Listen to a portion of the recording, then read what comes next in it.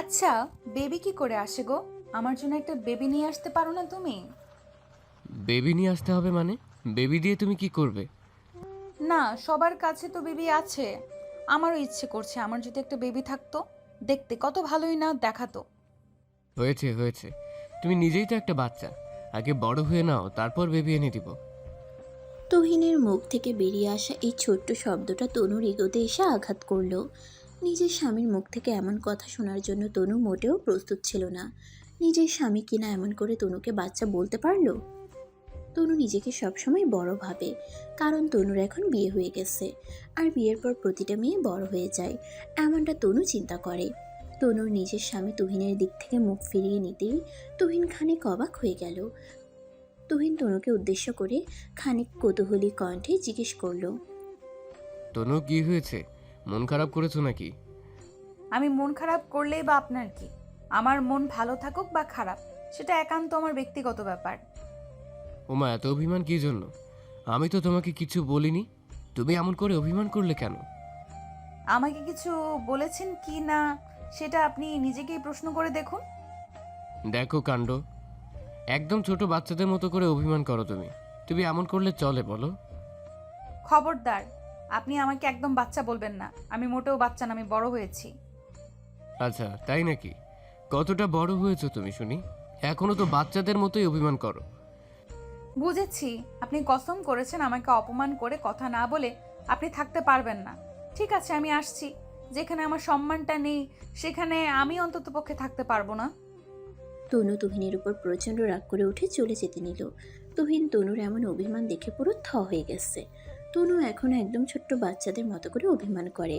তুহিন জানে তনুকে বাচ্চা বললে সে রাগ করে, কিন্তু আসলেই তো তনু একটা বাচ্চা। বাচ্চা না হলে কি কেউ এমন সামান্য একটা কথায় অত অভিমান করে? তনু তুহিনের উপর ভীষণ রকম অভিমান করে রাগে গজগজ করতে করতে চলে গেল। তনু চলে যেতেই তুহিন অকাট্য হেসে ফেলল। পাগলিটা তো এমনিতে স্বামীর ভালোবাসা বোঝে না, তার উপর আবার অতিরিক্ত অভিমানও করে। তনুর এমন মান অভিমান দেখে তুহিন তো খুশি হয়। তবে এই পাগলির মান অভিমান ভাঙাতে গিয়ে খানিক বিপদে পড়তে হয় তুহিনের। তুহিন নিজের কম্পিউটারে খানিক সময় কাজ করে অতঃপর উঠে পড়ল। তুহিন কম্পিউটার ছেড়ে তনুকে খোঁজার জন্য নিজের রুম থেকে বেরিয়ে কিচেনে চলে আসলো। তুহিন কিচেনের সামনে আসতেই দেখতে পেল তনু গাল ফুলিয়ে রান্না করছে। তনুকে রান্না করতে দেখে তুহিন পা টিপে টিপে তনুর পেছনে এসে দাঁড়িয়ে আলতো করে পেছন থেকে তনুকে জড়িয়ে ধরে। তুহিন তনুকে আলতো করে পেছন থেকে জড়িয়ে ধরতেই তনু তুহিনকে উদ্দেশ্য করে ভারী কণ্ঠে বলে। আমার সাথে ফাজলামি করে কোনো লাভ হবে না। আপনি যদি ভেবে থাকেন আমার সাথে একটু ফাজলামি করলেই আমার মন গলে যাবে, তবে আপনি বোকার স্বর্গে বাস করছেন। উফ, এত মিষ্টি ভাবে কথা তুমি কি করে বলো গো? তোমার কথা শুনলে আমার মনটা গলে যায় একদম। হয়েছে, এত নাটক করতে হবে না। আপনার ছল আমি খুব ভালো করেই বুঝি। আপনাকে আমার হাড়ে হাড়ে চেনা হয়ে গেছে। তাই নাকি? তা আমাকে চিনতে পেরে তোমার কেমন লাগছে? প্রচণ্ড খারাপ লাগছে। আমাকে বিরক্ত করিয়েন না। দেখছেন তো আমি কাজ করছি। আপনি চলে যান এখান থেকে। হুম হুম, আমি যাব না। আমি আমার পিচ্চি দুষ্টু বউটার সাথে একটু করে রোম্যান্স করব। প্রয়োজন নেই, আমি তো বাচ্চা মেয়ে। আমার সাথে কিছুই করা যায় না। আপনি প্লিজ আমাকে বিরক্ত করিয়েন না। আমার ভালো লাগে না এইসব। তাই নাকি? কি ভালো লাগে না সোনা? আমি একটু দেখি। তুহিন কথাটা বলতে বলতে আলতো করে তনুর পিঠের উপর নিজের হাত বুলিয়ে আদর করে দিতে লাগলো। তুহিনের হাতের ছোঁয়া তনুর গায়ে পড়তেই তনুর শরীরের মাঝে এক অদ্ভুত শিহরণ খেলে গেল। তনুর শরীরের মৃদু কম্পন তুহিনের বুকের ভিতরে এক অদ্ভুত আনন্দের অনুভূতি সৃষ্টি করলো। তুহিনের হাতের ছোঁয়া পেতেই তনু নিজের চোখ জোড়া বন্ধ করে ফেলল। তনু নিজের চোখ বন্ধ করে তুহিনের ভালোবাসার স্পর্শ গ্রহণ করছে। তুহিন তনুর কপালে আলতো করে নিজের ঠোঁট জোড়া ছুঁয়ে দিয়ে তনুকে উদ্দেশ্য করে ফিসফিস করে বলল। এবার আমার মহারানীর রাগ কি কমেছে, নাকি আরও একটা ফ্লার্ট করতে হবে? উফ, কিছু করতে হবে না, আমি রাগ করে নেই। না গো না, তুমি তো তখন রাগ করেছিলে। আমি জানি তুমি এখনো আমার উপর রেগে আছো। না, রেগে নেই আমি। আর আমি তোমার উপর বেশি সময় রেগে থাকতে পারি না। কিন্তু কেন? আমার উপর কেন তুমি বেশি সময় রেগে থাকতে পারো না? হুম? কারণ আছে একটা। কি কারণ সেই তো জানতে চাইছি। বলো না, কি সেই কারণ? কারণ আমি তোমাকে আমাকে কি? আমি তোমাকে তুমি আমাকে তারপর বলো। একটুও ভালোবাসি না। হয়েছে, এবার যাও। তনু, এটা কিন্তু ঠিক হলো না। তুমি আমাকে কিন্তু এমন করে অপমান করতে পারো না। সব সময় তুমি আমার সাথেই এমনটা করতে থাকো। একদম ভালো লাগে না আমার। ভালো না লাগলে লবণ দিয়ে নাও। এখন তুমি এখান থেকে যাও। মা এসে তোমাকে এখানে দেখতে পেলে অন্য কিছু ভাবতে পারে। না, আমি যাব না। সবাইকে দেখাবো তুমি আসলে কেমন। নিজের স্বামীকে সবসময় কেমন করে অপমান করো, এটা সবার জানা উচিত। তাই নাকি? ঠিক আছে, দাঁড়িয়ে থাকো তুমি, আমি আসছি তবে। তনু নিজের কথাটা শেষ করতেই তুহিনের সামনে দিয়ে চলে যেতে লাগলো।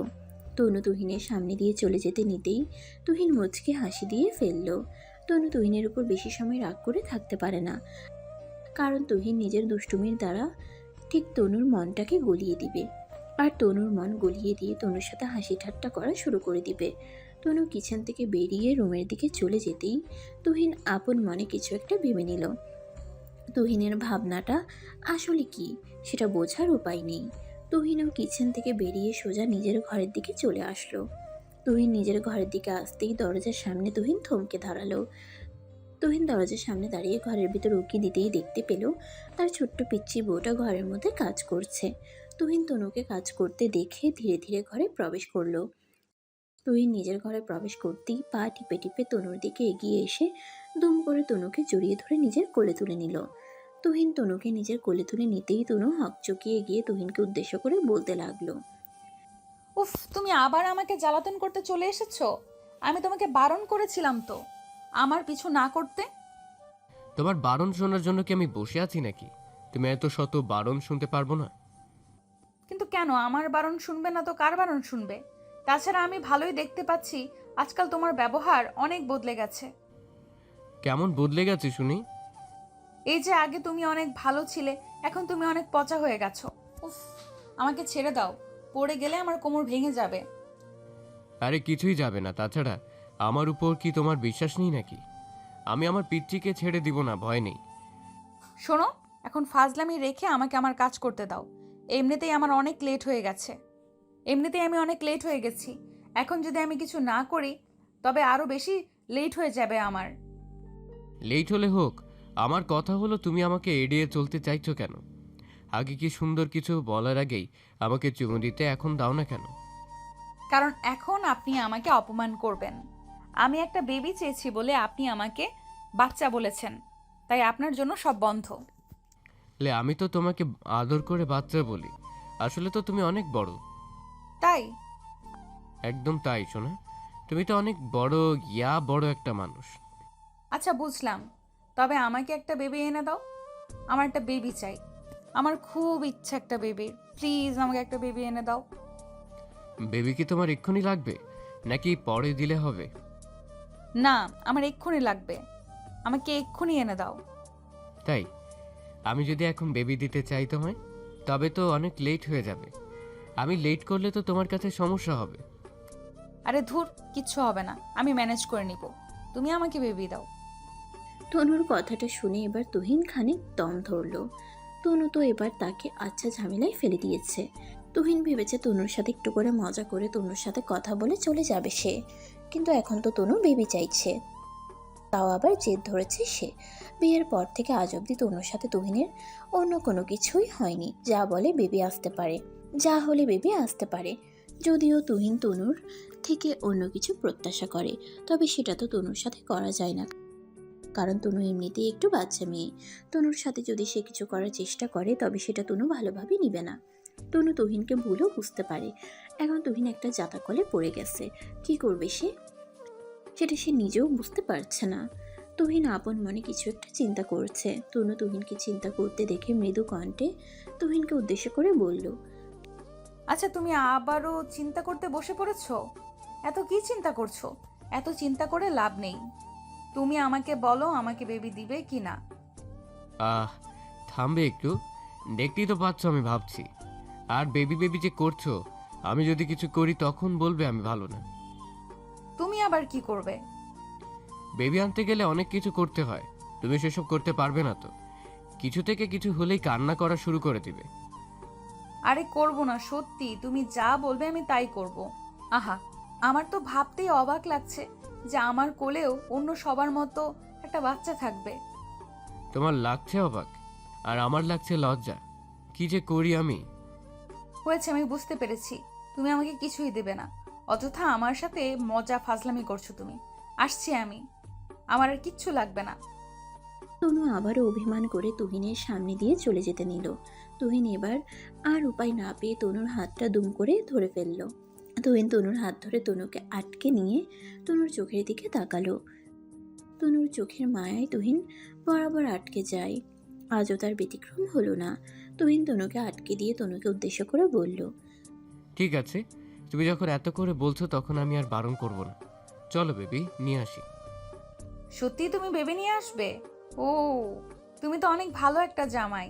আহা গো, আমার শখ পূরণ হবে। তনু তুহিনের গলা জড়িয়ে ধরল খুশিতে। তনুর অনেক দিনের শখ আজ পূর্ণ হতে চলেছে। তনুর কাছে এর থেকে বড় পাওয়া আর কী বা হতে পারে। তনু তুহিনের গলা জড়িয়ে ধরতেই তুহিন তনুকে কয়েকটা চুমু খেলো। অতঃপর বিছানায় নিয়ে গিয়ে শুরু হলো সাধন। এখন আবার কেউ জিজ্ঞেস করিয়েন না সাধন কী জিনিস। ও ভাই, একটু বুঝে নেন। অন্দর মহলের ঘটনা তো আর বলা যায় না, বুঝে নিতে হয়। প্রায় ঘন্টা 2 ধরে চলল প্রসেস। অতঃপর অসভ্য লোক, ছি! আমার সাথে আপনি এটা করলেন? আমি সবাইকে বলে দিব সব। আপনার মুখোশ আমি খুলে দিব। এই এই এই, কি সব পাগলের মতো বলছো? তুমি জেদ ধরেছো দেখেই তো আমি এমনটা করলাম। এখন তুমি আমাকে দোষ দিচ্ছ কেন? আমি তোমাকে দোষ দিচ্ছি কারণ তুমি দোষ পাওয়ার যোগ্য। আমাকে এমন করে। দেখো বেবি, নিতে হলে এটাই করতে হয়। আমাকে দোষ দিয়ে লাভ নেই। হ্যাঁ, সত্যি বেবি হবে তো, নাকি শুধু শুধু? আরে বাবা, সত্যি হবে। আমি কি আগে কখনো কারোর সাথে করে দেখেছি নাকি? হয় কি না? আশা করা যায় হবে, আর না হলে আরও করতে হবে। ওকে ওকে, বুঝেছি। চলো আবার করি। তেমন খারাপও লাগেনি। চলো চলো। তনুর এবারের কথা শুনে তুহিন বেহুশ কান্না করে করে নিজের চোখ ফুলিয়ে ফেলে এখন বলছে নাকি আবার। এসব কি আর মানা যায়? আপনারাই বলুন। বন্ধুরা, ভিডিওটি কেমন লাগলো তা অবশ্যই আমাকে কমেন্ট করে জানাতে ভুলবেন না। পেজ থেকে দেখে থাকলে অবশ্যই পেজটিকে ফলো করে দিবেন, আর চ্যানেল থেকে দেখে থাকলে অবশ্যই চ্যানেলটিকে সাবস্ক্রাইব করে পাশে থাকা বেল আইকনটা বাজিয়ে দিবেন। আর নিত্য নতুন এমন সুন্দর সুন্দর ভালোবাসার গল্প পেতে voice of Priyanka Facebook page এবং প্রিয়াঙ্কাস ক্রিয়েশন ইউটিউব চ্যানেলের পাশেই থাকবেন। ধন্যবাদ সবাইকে। দেখা হচ্ছে আগামীকাল নতুন কোনো গল্প নিয়ে। ততক্ষণ পর্যন্ত সবাই ভালো থাকবেন, সুস্থ থাকবেন, আর আমাকে সবাই অনেক বেশি দোয়া এবং ভালোবাসা দিবেন। আল্লাহ হাফেজ।